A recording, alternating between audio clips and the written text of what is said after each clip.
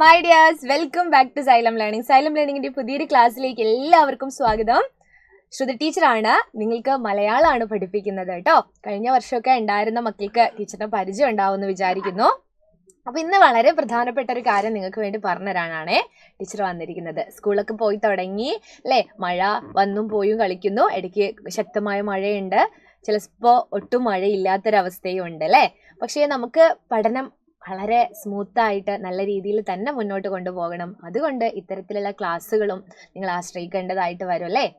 Teacher ഈ അടുത്ത് വായനാദിനവുമായിട്ട് പല സ്കൂളിലും പോയിട്ടുണ്ടായിരുന്നു. വായനാദിന പരിപാടികൾ, വിദ്യാരംഗം, അവിടെയുള്ള മക്കളെല്ലാം ക്ലാസ് കാണാറുണ്ട് എന്നൊക്കെ പറഞ്ഞു. വളരെ സന്തോഷം കേട്ടോ. അപ്പോൾ ഇന്ന് ഞാൻ പറയുന്നത് മലയാളം ഫസ്റ്റില്, മലയാളം സെക്കൻഡ് നമ്മൾ ലൈവ് ക്ലാസ്സിലൊക്കെ പറയാറുണ്ട്. മലയാളം ഫസ്റ്റില് മലയാളം 1 ആണ്. മലയാളം ഫസ്റ്റില് ആദ്യത്തെ യൂണിറ്റില് ഇത്തിരി പൂവേ കുരുന്നു പൂവേ എന്ന് പറയുന്ന ഒരു യൂണിറ്റ് ഉണ്ട് അല്ലേ. അതിലെ ആദ്യത്തെ പാഠം മണ്ണിന്റെ കിനാവുകളാണ്. മണ്ണിന്റെ കിനാവുകൾ കഴിഞ്ഞ ക്ലാസ്സിൽ ടീച്ചർ ഇത് പറഞ്ഞു തന്നിട്ടുണ്ടായിരുന്നു. അതിൻ്റെ ഒരു ആസ്വാദന കുറിപ്പാണ് ഇന്ന് ടീച്ചർ പറഞ്ഞുതരാൻ പോകുന്നത്.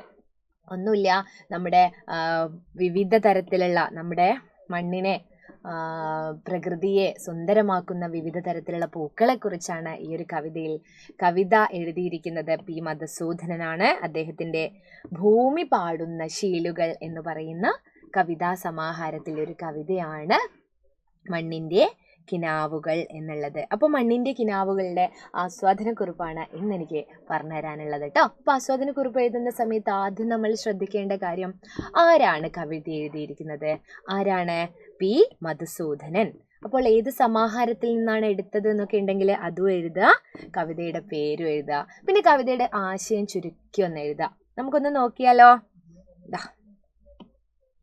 മലയാളത്തിന്റെ പ്രിയ കവി വി മധുസൂദനൻ നായർ എഴുതിയ ഭൂമി പാടുന്ന ശീലുകൾ എന്ന കവിതാ സമാഹാരത്തിൽ നിന്നെടുത്ത മനോഹരമായ ഒരു കവിതയാണ് മണ്ണിന്റെ കിനാവുകൾ. നമ്മൾ പറഞ്ഞു ആരെഴുതിയെന്ന് പറഞ്ഞു. അതുപോലെ ഏത് കവിതാ സമാഹാരത്തിൽ നിന്നാണ് ഈ കവിത എടുത്തിരിക്കുന്നത് എന്ന് നമ്മൾ എഴുതിയില്ലേ. മണ്ണിന്റെ സ്വപ്നങ്ങളെക്കുറിച്ചും പ്രതീക്ഷകളെക്കുറിച്ചുമാണ് കവി പറയുന്നത്. പലതരത്തിലുള്ള പൂക്കളുടെ പ്രത്യേകതകളെക്കുറിച്ച്, പൂക്കളുടെ പൊതുവായ സവിശേഷതകളെക്കുറിച്ചും കവി പറയുന്നു. മുക്കുറ്റിപ്പൂവിനെ വർണ്ണിച്ചുകൊണ്ടാണ് കവിത ആരംഭിക്കുന്നത്. മുക്കുറ്റിപ്പൂവിനെ വർണ്ണിച്ചുകൊണ്ടാണ് കവിത ആരംഭിക്കുന്നത് അല്ലേ. ഇത് നോക്കണം നിങ്ങൾ. പൊൻവെയിലിൽ കുരുത്ത മുക്കുറ്റികൾ, പൂനിലാവു നുകർന്ന പൂത്തുമ്പകൾ, സന്ധ്യ നെഞ്ചത്തെടുത്തുലാളിച്ചതിൻ ചന്തമാകെ പകർന്ന ജമന്തികൾ അല്ലേ. ജമന്തിയെ പറ്റി പറയുന്നുണ്ട്, പൂത്തുമ്പയെ പറ്റി പറയുന്നുണ്ട്, ജമന്തിയെ പറ്റി, മുക്കുറ്റിയെ പറ്റി പറയുന്നുണ്ട്, കോളാമ്പിയെ പറ്റി പറയുന്നുണ്ട്.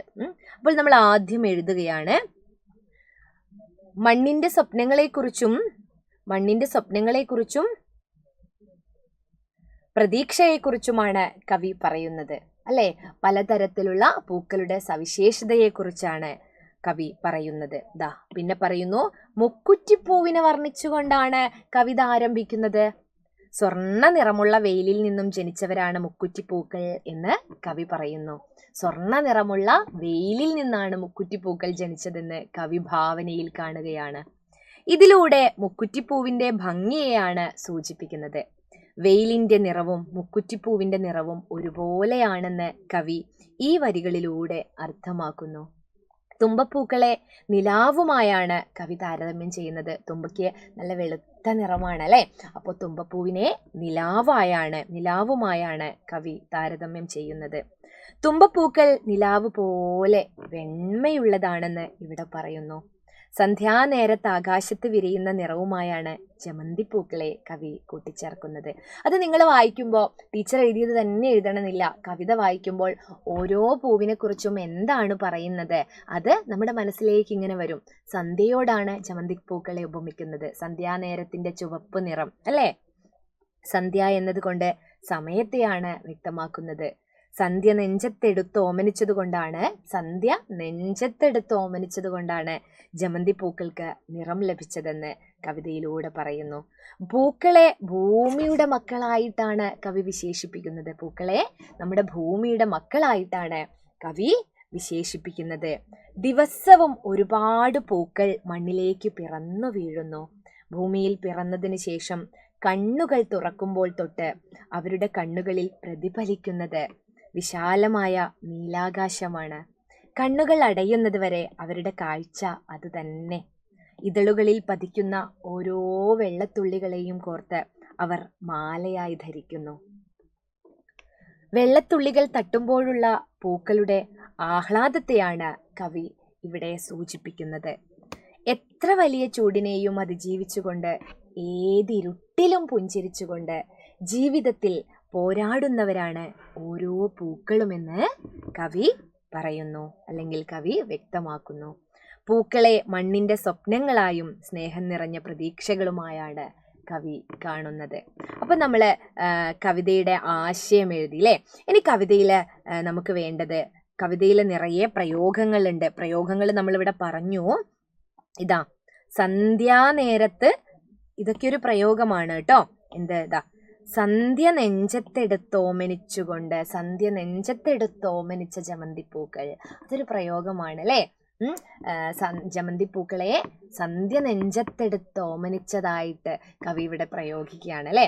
ഇനി അതുപോലെ നമുക്ക് ആവശ്യമുള്ളൊരു കാര്യം എന്താണെന്ന് വെച്ചാല്, ഇതാ, ഇഷ്ടവരി. ഇഷ്ടവരി കാരണം അത് നിങ്ങൾക്ക് ഇഷ്ടമുള്ള വരി ആയിരിക്കില്ല എനിക്കിഷ്ടമുള്ളത്, ഓരോരുത്തർക്കും വ്യത്യസ്തമായിരിക്കും അല്ലേ. അപ്പോൾ നിങ്ങൾ എന്ത് ചെയ്യുക, ഇഷ്ടവരി കാരണം, അതിൻ്റെ കാരണവും കൂടി എഴുതി ഇത് അവസാനിപ്പിക്കുക. പിന്നെ വേണ്ട കുറച്ച് കാര്യങ്ങളാണ്. എന്ത്,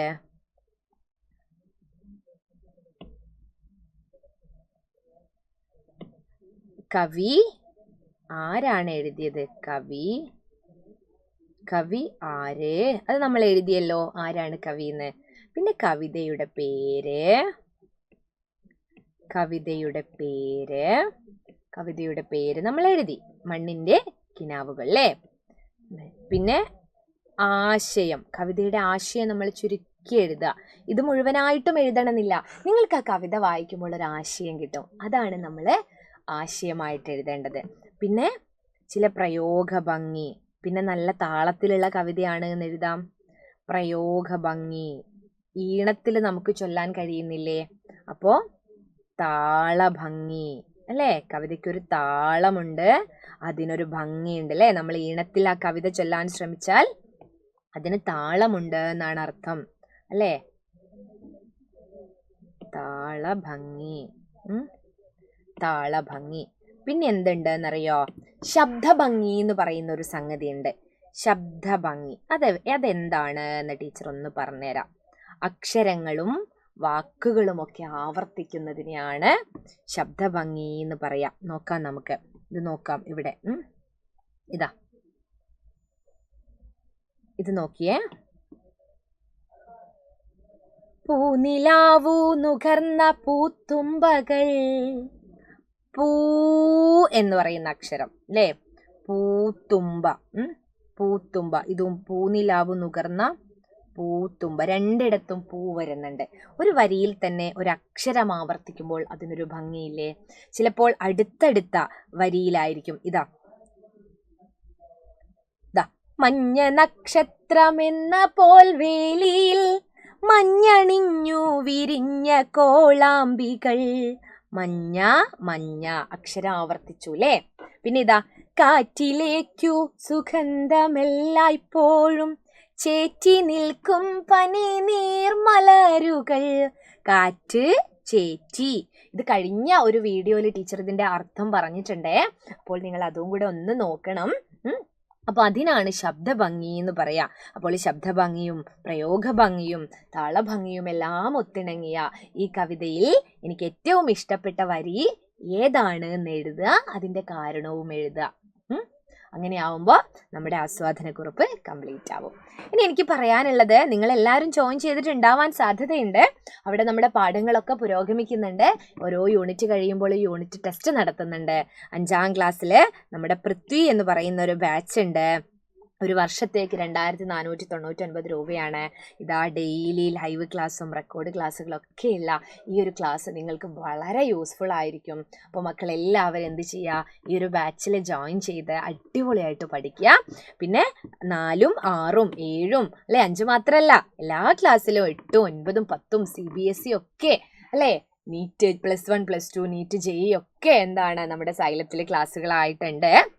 അപ്പോൾ മക്കളെല്ലാവരും എന്ത് ചെയ്യുക, ഒരു ക്ലാസ്സിൽ ജോയിൻ ചെയ്യുക. നമുക്ക് അടുത്ത ക്ലാസ്സിൽ കാണാം. അതുവരേക്കും ടാറ്റാ. എല്ലാവരും ക്ലാസ്സുകൾ കാണണം കേട്ടോ.